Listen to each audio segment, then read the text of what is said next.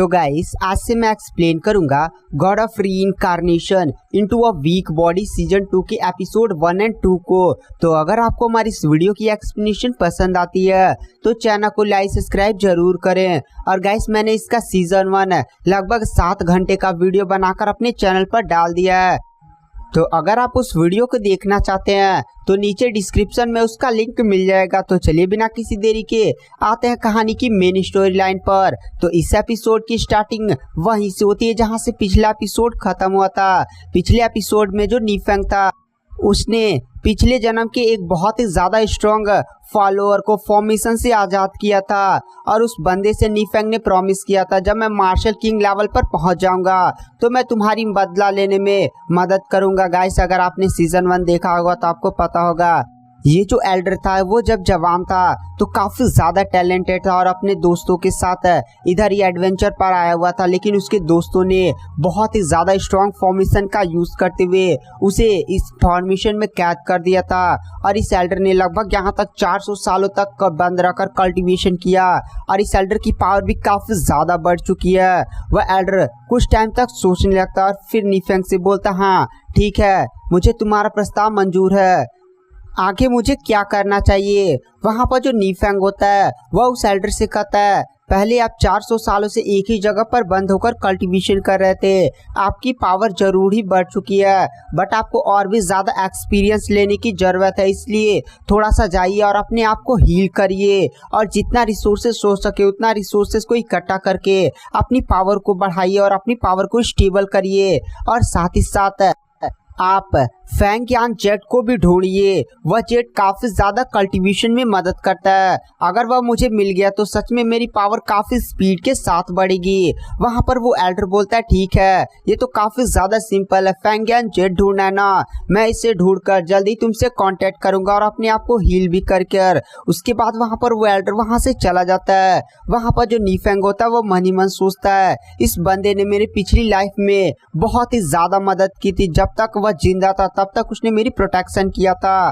तभी वहां पर जो युआन होती है वो नीफेंग से बोलती है, नीफेंग दरअसल तुम्हारे पास ट्रू यांग बॉडी और तुम जानते हो ना ट्रू यांग बॉडी की कितनी ज्यादा हमारे जियांग सेक्ट में रिस्पेक्ट की जाती है। ट्रू यांग बॉडी आज तक हिस्ट्री में केवल हमारे एंसेस्टर के पास ही था जिन्होंने पूरा जियांग सेट का निर्माण किया था और उनकी बहुत सारी लेगेसी और विरासतें हमारे सेक्ट में हैं। तो तुम अगर हमारे जियांग सेक्ट को ज्वाइन कर लेते हो तो हम वो सारी चीजें तुम्हें प्रोवाइड करेंगे और बहुत सारी कल्टीवेशन रिसोर्सेज भी प्रोवाइड करेंगे जिससे तुम अपनी पावर को काफी स्पीड के साथ बढ़ा सकते हो। वहां पर जो नीफेंग होता है वह कहता है सीनियर युआन आपने मेरी काफी ज्यादा चिंता की बट आप भी जानती हैं कि अगर मैं हाउटियन सेट को ऐसे छोड़ देता हूँ तो मेरे साथ क्या होगा। वहां पर जो सीनियर युआन होती है वह कहती है हाँ नीफेंग मैं समझ गई, दरअसल अगर तुम इस टाइम हाउटियन सेट को ऐसे छोड़कर हमारे जियांग सेट में आते हो तो हाउटियन सेट तुम पर नहीं एकदम देशद्रोह का आरोप लगा देगा और ऐसे बहुत सारी प्रॉब्लम्स तुम पर आ जाएंगी। चलो कोई ना। वहां पर नीफेंग बोलता है एक टाइम आएगा जरूर जब मैं आपके जियांग सेक्ट में आऊंगा। फिर नीफेंग इस लड़की युआन के बारे में सोचने लगता है कि पिछले जन्म में ये इतनी ज्यादा टेक केयरिंग थी और वह मुझे हमेशा ही बहुत ही अच्छे से ट्रीट करती थी। गाइस पिछले जन्म में नीफेंग और युआन। तो गाइस यहाँ पर आप लोग का एक और कंफ्यूजन होगा कि जो नीफेंग की पहली गर्लफ्रेंड है उसका क्या हुआ, नीफेंग ने आखिर इससे शादी क्यों की थी पिछले जन्म में। तो दरअसल उसकी पहली गर्लफ्रेंड मर जाते, उस पर हाउटियन सेक्ट के पैट्रियार्च बहुत सारी एलिगेशंस लगा देते हैं, ऐसा वैसा हो जाता है जिसके कारण वो लोग नीफेंग को जान से मारने वाले थे। बट यहाँ पर युआन ने आकर अपने सेट के साथ नीफेंग की मदद किया था और उसे अपने सेट में ले गई थी। और जब युआन मतलब जियांग सेट के पैट्रियार्च को पता चला था कि नीफेंग के पास ट्रू यांग बॉडी है तो उसने नीफेंग की शादी युआन के साथ करवा दिया था। ये कहानी को थोड़ा सा हम लोग आगे देखेंगे। और पिछली लाइफ में भी युआन ने उसकी काफी ज्यादा मदद की थी। वहां पर नीफेंग अपनी भावनाओं को कंट्रोल करता है और फिर वह युआन की तरफ देख कर कहता है सीनियर युआन मैं आपसे विदा लेना चाहता हूँ, तो चलिए अब मैं चलता हूँ, आपको जहाँ जाना आप जा सकती हैं, भविष्य में हम फिर से मिलेंगे। यह बात बोलते हुए वहाँ से नीफेंग चला जाता है और फिर हमें एक गुफा का सीन दिखाया जाता है। गुफा में काफ़ी ज़्यादा स्ट्रॉन्ग और काफ़ी ज़्यादा खतरनाक लावा हुआ पड़ा हुआ था। तभी वहाँ पर कुछ कल्टीवेटर्स थे। पीछे से एक लड़की आती है, दरअसल ये यान रूबिंग होती है, नीफेंग की गर्लफ्रेंड गाइस। वहाँ पर जो यान रूबिंग होती है वह नीफेंग को इधर उधर ढूंढने लगती है और फिर वह मन ही मन सोचती है नीफेंग आखिर इधर क्यों नहीं आया, वो तो हमसे पहले भी निकला था ना। तभी वहाँ पर आसपास के जो दूसरे सेट के कल्टीवेटर्स होते हैं उसमें कुछ कल्टीवेटर्स अपना इंट्रोडक्शन यान रूबिंग को देखते हैं और कहते हैं मेरा नाम फैंग है। वहाँ पर एक लड़की भी होती है जो अपना नाम गॉन युआन बताती है।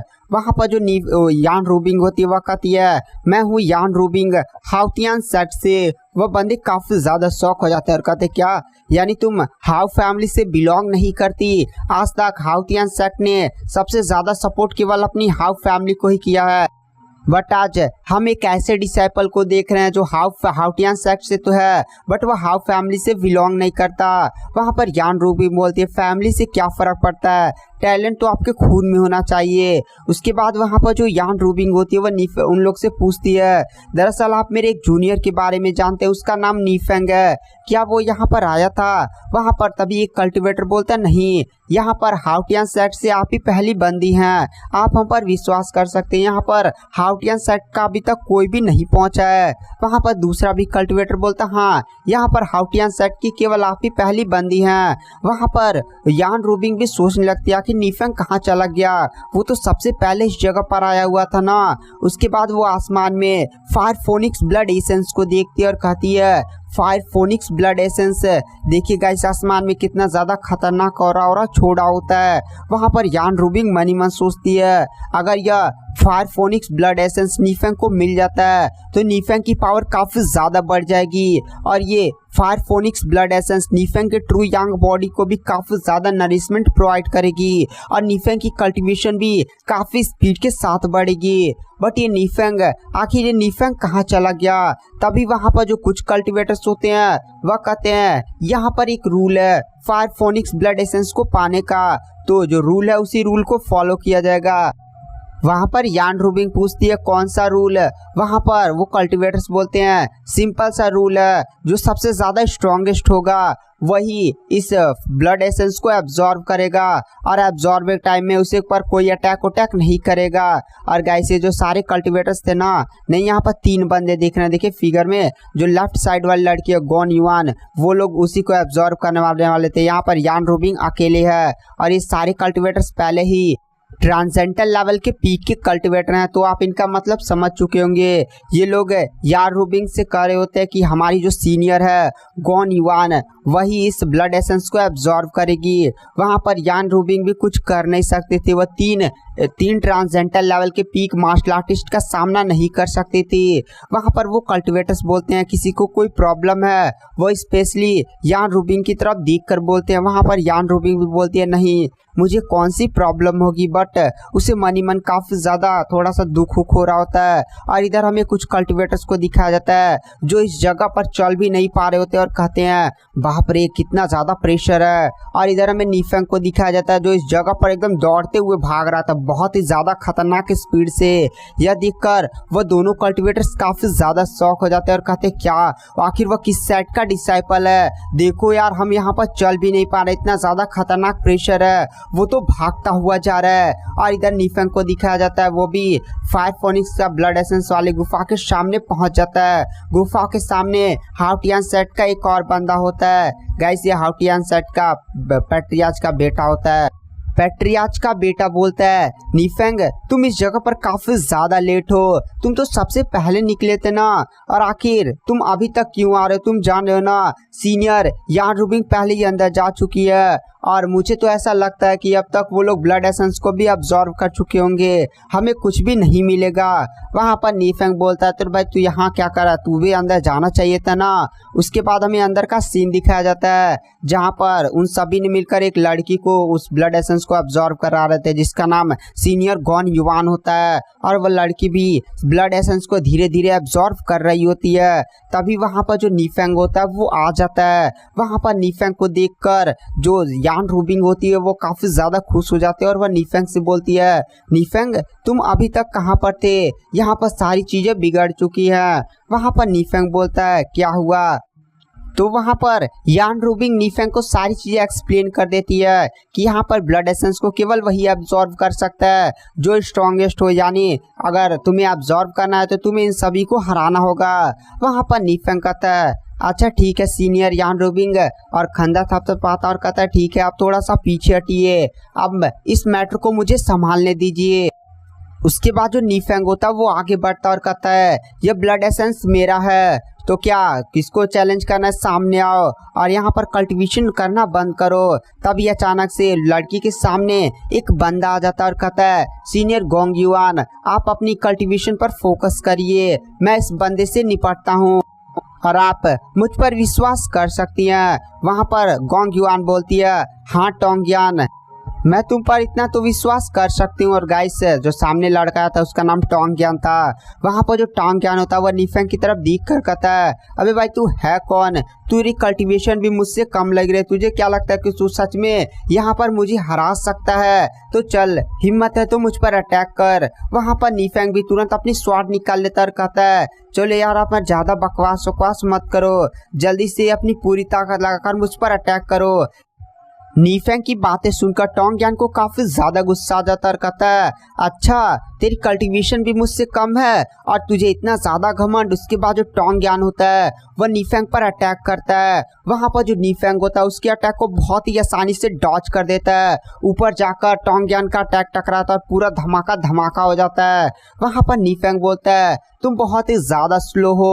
वहां पर जो टोंगयान होता है वह कहता है अच्छा मैं इतना ज्यादा स्लो हूँ। उसके बाद जो टोंगयान होता है वो काफी ज्यादा खतरनाक अटैक्स नीफेंग पर करता है, बट नीफेंग उसके सभी अटैक को बहुत ही आसानी से डॉज और सभी अटैक्स को काटे जा रहा होता है। नीफेंग की स्पीड इस समय काफी ज्यादा तेज होती है। यह देखकर टोंगयान काफी ज्यादा शॉक हो चुका होता है और कहता है आखिर ये बंदा मेरे अटैक को इतनी आसानी से कैसे डिस्ट्रॉय कर सकता है, इसकी कल्टीवेशन तो भी मुझसे कम है। और इधर नीफेंग को दिखाया जाता है जो एक अटैक सीधे जाकर टोंगयान पर मारता है। टोंगयान की पूरी बॉडी हिल जाती है और पीछे वह जाकर एकदम धड़ाम दे जमीन पर एकदम गिर जाता है। वहां पर टोंगयान नॉकआउट हो चुका होता है। टोंगयान शॉक में खड़ा होता है और कहता है ये कैसे हो सकता है, ये बंदे की कल्टीवेशन तो भी मुझसे कम है। वहां पर नीफेंग तुरंत टोंगयान पर अपनी स्वॉर्ड रख लेता है और कहता है हाँ भाई बोल अब तेरा क्या किया जाए, तो क्या मैं इस ब्लड एसेंस को एब्जॉर्व करने के लिए क्वालिफाई हूँ और तू अपना हार मानता है।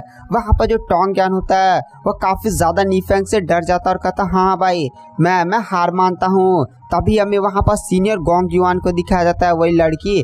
वहाँ पर गोंग युआन भी खड़ी होती है और कहती है मुझे ऐसा कभी नहीं लगा था कि हाउ तियान सेट से यावलिंग के अलावा कोई इतना ज़्यादा टैलेंटेड हो सकता है। और गाइस यावलिंग हाउ तियान सेट का सबसे ज़्यादा टैलेंटेड डिसाइपल जो लगभग 16 साल की उम्र में ही ट्रांसेंडेंटल लेवल का कल्टिवेटर बन चुका होता है। वहाँ पर जो गोंग युआन होती है वह कहती है तो चलो अब मेरे अटैक का सामना करो। ये एक साउंड टाइप प्रैक्टिशनर होती है, वह तुरंत अपने पास से एक अजीब सी बांसुरी निकालती है और उसे प्ले करना स्टार्ट कर देती है।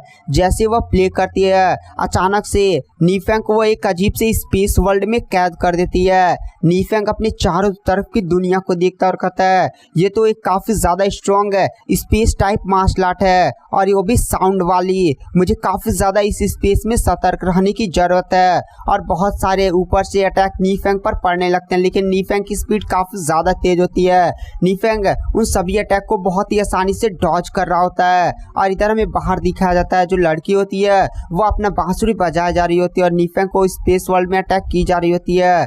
वहाँ पर आसपास के कुछ कल्टिवेटर्स कहते हैं सीनियर गोंग युआन एक काफ़ी ज़्यादा स्ट्रॉन्ग और काफ़ी ज़्यादा powerful sound type martial art को प्रैक्टिस करती हैं और इनकी खास बात यह है कि जब किसी पर अपना अटैक करती है ना, तो अगर सामने वाला का कल्टीवेशन कम है और सीनियर गोंगवान ने उसे अपने स्पेस वर्ल्ड में फंसा लिया, तब तो उस बंदे का मतलब बहुत ही ज़्यादा बुरा हाल हो जाता है। स्पेस वर्ल्ड में जो अटैक होता है ना, सीधे इनर सोल पर होती है, जिससे सोल को डैमेज पहुंचता है। और मुझे तो ऐसा नहीं लगता कि ये बंदा नीफेंग सीनियर गोंग युआन का सामना कर पाएगा। दूसरा बंदा बोलता है नीफेंग बहुत ही ज़्यादा मुझे अजीब लग रहा है। और इधर हमें गोंग युआन को दिखाया जाता है जो नीफेंग को हर एक अटैक को डॉज करता हुआ दिख कर कहती है तो चलो अब मेन खेल की शुरुआत की जाए। और अचानक से स्पेस वर्ल्ड में एक काफ़ी ज़्यादा खतरनाक और बड़ी सी फॉर्मेशन बनना स्टार्ट हो जाती है। वहाँ पर जो नीफेंग होता है उसकी भी बॉडी से काफ़ी ज़्यादा स्ट्रॉन्ग फायर और बाहर निकलने लगता है। नीफेंग बोलता है अच्छा मुझ पर फॉर्मेशन से अटैक होगा, और हमें आसमान में दिखाया जाता है बहुत सारे अटैक्स नीफेंग पर फॉर्मेशन से होने लगते हैं, लेकिन नीफेंग की बॉडी से काफ़ी ज़्यादा स्ट्रॉन्ग और बाहर निकल रहा होता है। वो सारा और ऊपर से सभी आने वाले अटैक को डिस्ट्रॉय कर देता है। नीफेंग उस फॉर्मेशन पर अपना बहुत ही ज़्यादा खतरनाक स्लैश लगाता है, पूरी फॉर्मेशन ही एकदम हिलने लगती है।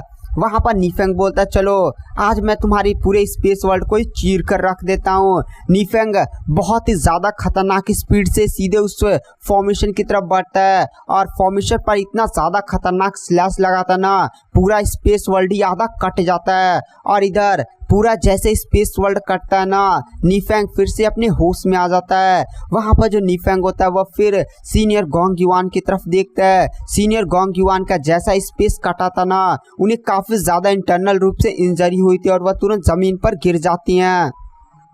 तभी एक साथी सीनियर गोंग युआन को रोकता और कहता है सीनियर गोंग युआन आप ठीक तो है ना। वहाँ पर सीनियर गोंग युआन बोलती है हाँ मैं ठीक हूँ। उसके बाद वो शौक में नीफेंग की तरफ देखती है और कहती है ये बंदा बहुत ही ज़्यादा मिस्टीरियस है। इस बंदे की कल्टीवेशन मुझसे भी कम है। मैं ट्रांसेंडल लेवल की पीक की कल्टीवेटर हूँ, बट ये बंदा अभी ट्रांसेंडल लेवल के केवल मिडिल पर ही है। बट ये बंदा बहुत ही ज़्यादा स्ट्रांग है। मुझे ऐसा क्यों नहीं लगता कि ये बंदा अपनी पावर्स को छिपा रहा है। मुझे ऐसे बंदे से काफ़ी ज़्यादा सतर्क रहना चाहिए और फालतू में पंगे नहीं लेना चाहिए। इसलिए वह नीफेंग से बोलते हैं नीफेंग तुम सच में ब्लड एसेंस को एब्जॉर्व करने के लिए क्वालिफाई हो, तुम जाकर एब्जॉर्व कर सकते हो।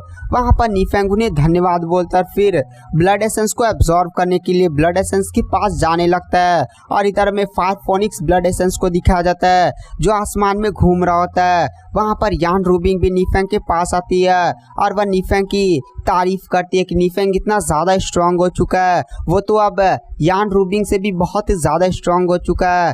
तभी अचानक से नीफेंग के सामने हाउटियान सेट के पैट्रियार्च का बेटा आ जाता है और कहता है नीफेंग तुमने बहुत ही ज़्यादा बढ़िया काम किया, मैं इसके बारे में फादर को रिपोर्ट करूँगा। तुमने हमारे सेट के लिए काफ़ी बड़ा कंट्रीब्यूशन किया है और तुम्हें इनाम भी मिलेगा। तो अब चुपचाप यहाँ से पीछे हट जाओ, इस ब्लड एसेंस को मैं अब्जॉर्व करूँगा। वहाँ पर नीफेंग बोलता है अबे भाई तू पागल होगा ले क्या, ब्लड एसेंस को मैंने जीता है तो मैं अब्जॉर्व करूँगा, चुपचाप यहाँ से निकल जा वरना। वहाँ पर ये बात सुनकर हाउटियान सेट के पैट्रियार्च का बेटा कहता है नीफेंग अपनी औकात मत भूलो। वहाँ पर नीफेंग बोलता है अरे भाई अपनी औकात तू मत भूल, अगर चुपचाप यहाँ से निकल जा वरना तेरा एक तोड़ ताड़ का मुंह थोड़ा बड़ा बिगाड़ दूंगा। वैसे यहाँ पर केवल एक ही रूल है, अगर तुझे ब्लड एसेंस ऑब्जर्व करना है ना तो आजा फाइट कर लेते हैं। मैंने तुझे 2-3 बार और पीटा है, इस बार तो तेरा एकदम चेहरा ही बिगाड़ दूंगा। नीफेंग की ऐसी बातों को सुनकर वहाँ पर हाउटियान सेट के पैट्रियार्च का बेटा काफ़ी ज़्यादा गुस्सा हो जाता है, बट वह कुछ कर भी नहीं सकता था। नीफेंग काफ़ी ज़्यादा स्ट्रॉन्ग है और उसे बार बार वह पीट सकता है, इसलिए वह गुस्से में कहता है नीफेंग मैं तुझे देख लूँगा। और यह बात बोलते हुए वह गुस्से में वहाँ से निकल जाता है। वहाँ पर जो नीफेंग होता है वह कहता है हाँ भाई देख लूँगा तुझे भी।